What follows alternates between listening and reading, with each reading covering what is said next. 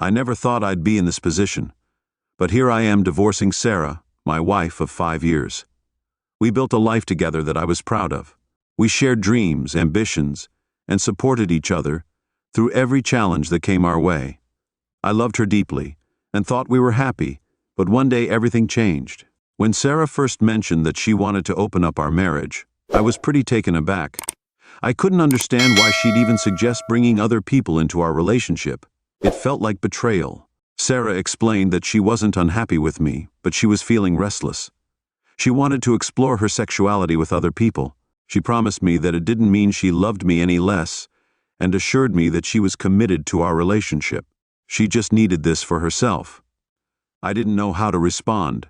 I was hesitant, of course, but I loved her, and I wanted to make her happy. So, there was a lot of back and forth, but I reluctantly agreed to give it a try. We set some ground rules to make it work. We promised to always be honest with each other, and to make sure that our relationship remained the priority above anyone else. Once we started, Sarah quickly began going on dates with other men. I tried to stay open-minded. I kept reminding myself that this was something she felt she needed. But no matter how hard I tried, the situation began to bother me. As time passed, Sarah started spending more and more time with these other men, and I couldn't shake the feeling that she was slipping away from me. The connection, the intimacy, the trust were all crumbling, and I felt left behind. I shared my feelings with her, hoping I tried to find a solution, or at least some comfort, but when I did, she dismissed my concerns. She told me I was being selfish, and that I should be happy for her about her new freedom. It stung deeply. It was as if my feelings didn't matter to her anymore, and I was left feeling more isolated than ever in our marriage. Eventually, I couldn't ignore it any longer.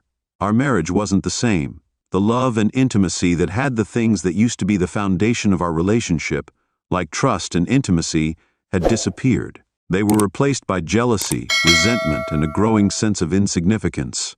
I felt like I wasn't a priority to her anymore, and it hurt more than I could bear. After a particularly heated argument one evening, I made the most difficult decision of my life. I told Sarah I wanted a divorce. When I told her, she was devastated. She pleaded with me to give her another chance. She promised to give Ender another chance and focus on repairing our marriage. She was crying and begging me to reconsider, but it was too late. The trust that had once been the bedrock of our relationship was shattered, and I didn't see a way to rebuild it. I packed my things and prepared to move out. Sarah sat on the couch, tears streaming down her face. I gave her a hug and told her I hoped she'd find happiness on her own path. Then I left, taking with me the life we'd built together. The months that followed were tough. I missed Sarah a lot, even though I knew that divorcing her was the right thing to do. The loneliness and heartache were tough to deal with at times. I tried to distract myself by getting involved in work and hobbies, but it was hard. I threw myself into work and hobbies, but I still felt the weight of what had happened.